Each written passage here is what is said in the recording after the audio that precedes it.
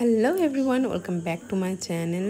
আজকে তোমাদের সাথে শেয়ার করব এরকম একটা ডে টাইমে সিম্পল সোবার একটা লুক, যেটা তোমরা যে কোনো কিছুতে ক্যারি করতে পারো।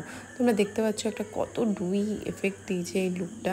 স্কিন অফ প্রিপারেশন অবশ্যই ইম্পর্টেন্ট, কিন্তু এরকম একটা বেস যদি তোমরা অ্যাচিভ করতে চাও তাহলে অবশ্যই স্টেপগুলো ফলো করতে হবে। তো আমি এখানে ফার্স্টেই করে নিয়েছি টোনিং। তো টোনার ইউজ করা খুব দরকার। আমি খুবই কম প্রোডাক্ট ইউজ করেছি, কেননা সবার কাছে প্রচুর পরিমাণ প্রোডাক্টের ভান্ডার রেখে দরকার নেই। একটা নর্মাল প্রোডাক্ট ইউজ করেও তোমরা একদম সুন্দর এরকম বেস পেয়ে যেতে পারো। আর যারা খুব অল্প মেকআপ পছন্দ করে তারা এটা যে কোনো অকেশনালিও ক্যারি করতে পারো, অফিসে ক্যারি করতে পারো, কলেজে ক্যারি করতে পারো, যে কোনো জায়গায় ক্যারি করতে পারবে। তো ফার্স্টে টোনিং করার পর আমি এখানে একটা মোস্ট ইম্পর্ট্যান্ট জিনিস ইউজ করেছি, সেটা হচ্ছে একটা ইলুমিনেটর বা স্টোভ ক্রিম।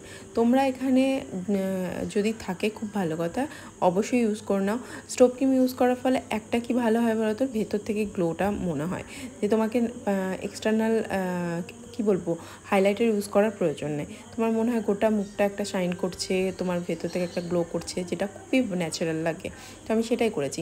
এখানে আমি সমস্ত স্টেপগুলো দেখছো হাতে হাতে করেছি, মানে মিনিমাম মেকআপটা করতে আমার 8 থেকে 10 মিনিট লেগেছে সিরিয়াসলি। আমি এখানে ল্যাকমির যে ফাউন্ডেশনটা, মুস ফাউন্ডেশন, তো ওটা আমার হাত দিয়ে ইউজ করতে সবথেকে ভালো লাগে, স্কিনের সাথে একদম মিশে যায়। তো আমি ওইটা ইউজ করে নিয়েছি।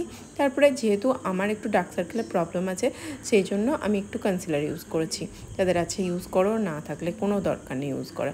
তারপরে হালকাভাবে আমি একটা কম্প্যাক্ট দিয়ে সেট করে নিয়েছি। তারপরে একটা ব্রাউন কালার দিয়ে আমি আই বেসটাকে করে নিয়েছি। আর কিচ্ছু আমি এখানে করিনি, আই মেকআপ আমি করিনি। জাস্ট একদম ফ্ল্যাট আই চাইছিলাম না, তাই একটা ব্রাউন কালার দিয়ে আইটাকে পুরো আইটাকে ডিফাইন করেছি, আর কিছু না। আর মাস্কারাটা খুবই মাস্ট।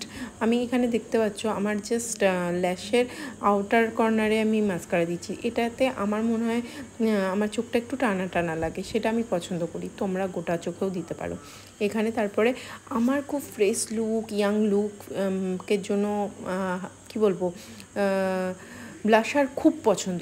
এখানে আমি একটু বেশিই দিয়েছি, সেটা তোমাদের যদি মনে হয় একটু কম দিতে, অবশ্যই তোমরা কম দাও, তোমাদের দরকার নেই বেশি দেওয়ার। ব্লাশার এমনিতেও কিছুক্ষণ পর খানিকটা একটু স্কিনের সাথে মিশে গিয়ে একটু ন্যাচারালি হয়ে যায়। তারপরে আমি হালকা এখানে আইশ্যাডো প্যালেট থেকে একটু হাইলাইটিং করে নিয়েছি, তোমরা চাইলে করতে পারো, না করতে পারো। এবং লাস্টে আমি লিপ লাইনার ইউজ করেছি। লিপ লাইনারটা মার্সের, তোমরা অবশ্যই ইউজ করে দেখো, এত ভালো, এত অ্যাফোর্ডেবল একটা লিপ লাইনার, যেটা খুবই ভালো লাগে। আর তোমরা ব্যবহার করো, দিয়ে আমাকে জানিও কেমন লাগলো। তো আই হোপ তোমাদের এই ভিডিওটা ভালো লেগেছে আর এই লুকটা ভালো লেগেছে। আমি একদম কাছ থেকে তোমাদেরকে দেখাচ্ছি কতটা ন্যাচারাল ফিনিশিং এসেছে, তোমরা দেখতে পারো। যদি কেউ একদমই ন্যাচারাল ফিনিশিং চাও অ্যান্ড যদি চাও যে এরকম একটু ডুই মেকআপ, কিন্তু এটা কিন্তু ট্রান্সফার একদমই হবে না, তাহলে তোমরা যাই প্রোডাক্ট ইউজ করো কিনা, যখন সেট করবে জাস্ট সেই সমস্ত জায়গাগুলো সেট করো যেগুলো তোমাদের খুব প্রবলেমেটিক, তোমাদের উঠে যাওয়ার চান্স থাকে সেগুলো, তাহলে এরকম একটা সুন্দর ডুই ফিনিশ পাবে। আমি এখানে কিন্তু কোনো হাইলাইটার ইউজ করিনি, হ্যাঁ, কিন্তু আগে যদি তুমি কোনো স্টোভ ক্রিম বা ইলুমিনেটর লাগাও তাহলে এরকম গ্লো করবে।